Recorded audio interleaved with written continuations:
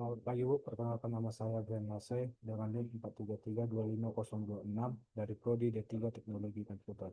Di sini saya akan menjelaskan tugas saya berupa beberapa pertanyaan. Di bagian A yaitu arsitektur basis data.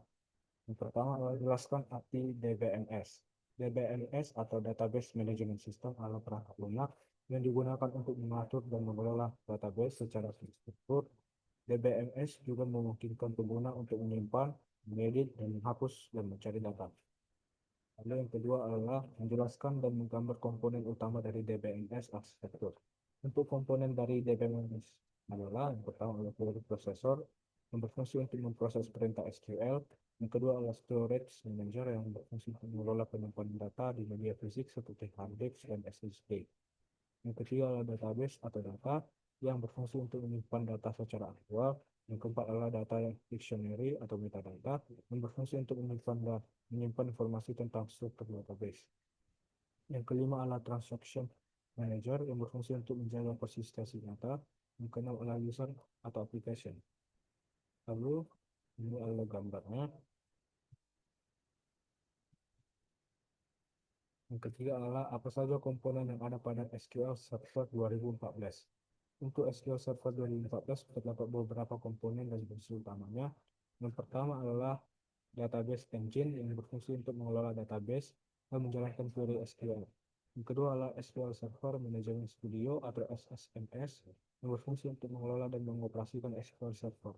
Yang ketiga adalah SQL Server Integration Service atau SSIS yang berfungsi untuk integrasi dan transformasi data ETL. Yang keempat adalah SQL Server Analysis Service SSAS yang berfungsi untuk analisis data dan olah.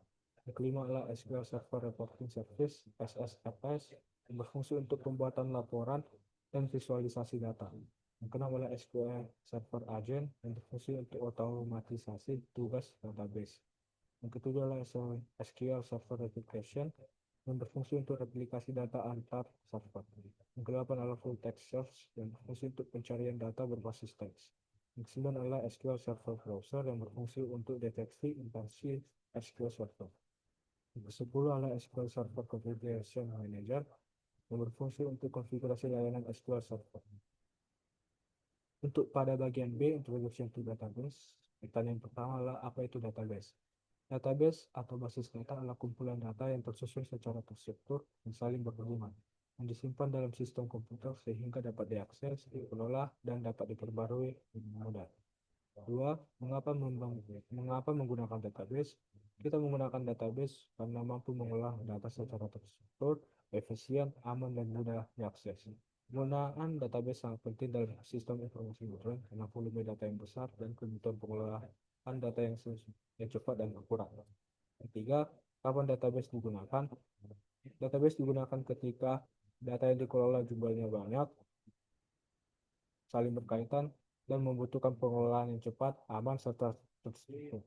Database juga digunakan ketika data harus diakses oleh banyak pengguna dan sering diperbarui. Baik, Bu, itu saja dari saya. Jika ada tutur kata yang kurang berkenan, mohon maaf. Sekian, terima kasih.